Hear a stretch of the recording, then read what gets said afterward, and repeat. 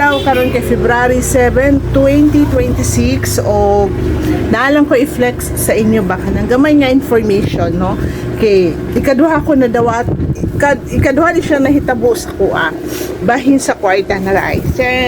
So ang isa nawala siya. So kanina lang nabilin kato kay 20 pesos kani siya kay 100 pesos. Ala. So nadawat na ko ni siya.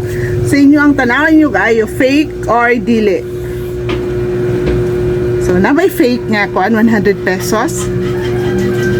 So, kani siya, dili ni siya fake. Tinood yun ni siya nga kuan 100 pesos. No? Dili siya fake. Pero, dili na siya dawaton ay. Kani siya nga kwarta.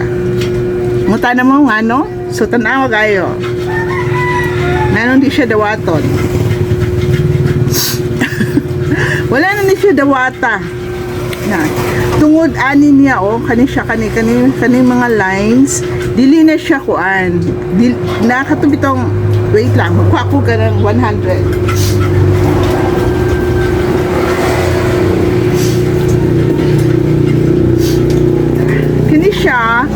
Kani bitaw siya, kana yung ugat diha.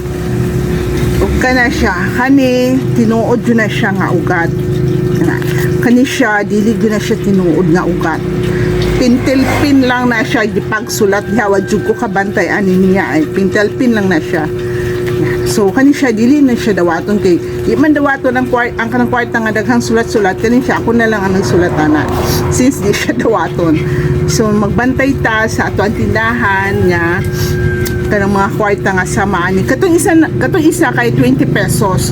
Ang 20 pesos sa ato ang diferensya ang kanang serial number bitaw. Kani siya kani kuan gikit-kit siya sa ilaga na nakuha ang isa ka number niya, so dili na siya dawaton kay na missing ang pinakatumoy nga serial number ana. So magbantay ta kanunay sa kanang kwarta bitaw na tong dawaton.